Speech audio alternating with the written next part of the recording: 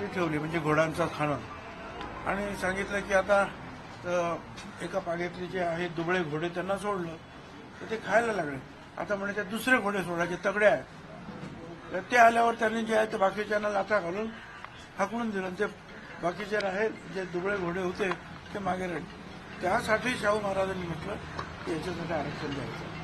तर आता हे जे आहे विमुक्त भटक्या जमातीचे लोक असतील 374 वेगवेगळ्या जाती जमातीचे लोक त्यांचं सगळं आरक्षण जे आहे आता बंदंड लोक घेऊन जाणार. आम्हाला आमचं ते आरक्षण संपल्याच जमा असं वाटायला लागलं म्हणून आम्ही बोलतो. सर तुम्ही सरकारमधील सर तुम्ही सरकारमध्ये तुम्हाला काय नाही सरकारमधील तुम्ही ज्येष्ठ मंत्री आहात. कुठेतरी वाटते का एकाकी पडल्याची तुम्हाला भावना आहे कारण का सातत्यानं तुम्ही हे करताय कुठेतरी? मी कशासाठी एकाकी करोडो ओबीसी बांधव या राज्यातले सुद्धा देशातले सुद्धा माझ्या बरोबर मी कसला एकाकी. संजय राऊत असं म्हणतात की जाणीवपूर्वक कुठेतरी वाद निर्माण केला जातोय. सरकारमधले एक मंत्री ओबीसीच्या बाजूने बोलतात, काही मंत्री मराठ्यांच्या बाजूने बोलतात. हे जाणीवपूर्वक केलं जाते. तुम्हाला असं वाटतं? म्हणजे आमच्या ओबीसीमध्ये जे आहे हे असे करोडो लोक जे आहे बॅकडोर एंट्रीने घुसवतात हे मी जाणीवपूर्वक भांडण काढलंय. त्याचा तुम्ही विचार करा ना. त्याच्यामध्ये काय मोठा एवढं तुम्हाला का पीएचडी करायची गरज आहे? वाटेल त्याला तुम्ही फटाफट कुणबी सर्टिफिकेट देतो. जा चौकशी करा. तुम्हीच लोकांनी दाखवलं ना की कुणबी जे आहेत जैन लोकांसमोर सुद्धा कुणबी लिहिलेलं आहे, सुतारासमोर सुद्धा कुणबी लिहिलेले त्यातले दाखले तुम्हीच दाखवले ना. आता हे सगळे जे आहेत आणि जे आता जे सर्वेक्षण चालले ते पण तुम्ही दाखवले की चांगलं घर असलं तरी झोपडी आहे दाखवा, नोकरी असली तरी नाही म्हणून सांगा, शिक्षण असलं तरी नाही शिकलो म्हणून सांगा, घरासमोर गाडी ट्रॅक्टर उभे असले तरी सांगा की नाही आम्ही मोलमजुरी करतो. ते चाललंय ना सगळीकडे. ते तुम्हीच सांगताय मग.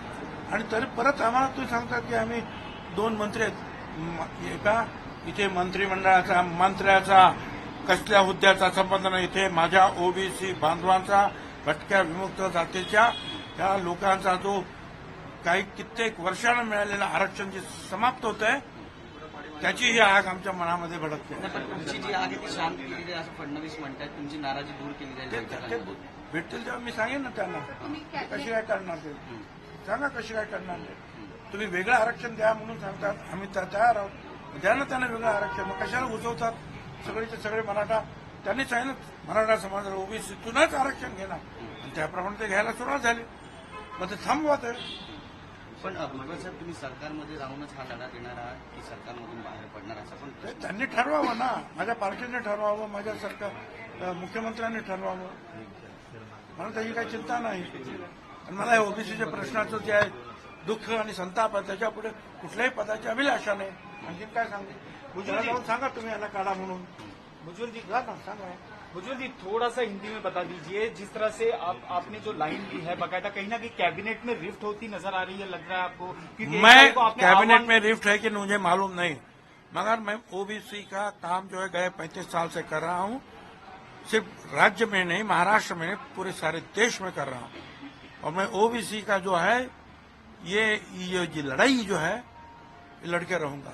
क्योंकि ओबीसी में जो है कल यहाँ मराठा में जो है आपने घुसाया ओबीसी में, कल पटेल समाज को जो है गुजरात में घुसाएंगे. फिर जाट जो है वो भी सीधे सीधे ओबीसी में आ सकते हैं. गुजर भी सीधे सीधे ओबीसी में आ जाए.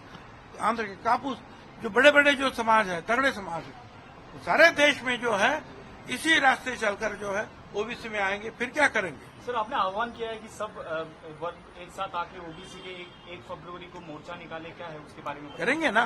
देखिए भाई लोकशाही तंत्र में जो जो अपेक्षित है वो लड़ाई हम के रास्ते में है, हाईकोर्ट में है, जगह जगह जो भी रास्ता जो लोकशाही में जो है द्वारा जो हमको अपेक्षित है हम कर सकें. पर सर ओबीसी का हक मारा जा रहा है, आपको लग रहा है? अगर बिल्कुल मारा जा रहा है. ओबीसी को खत्म किया जा रहा है.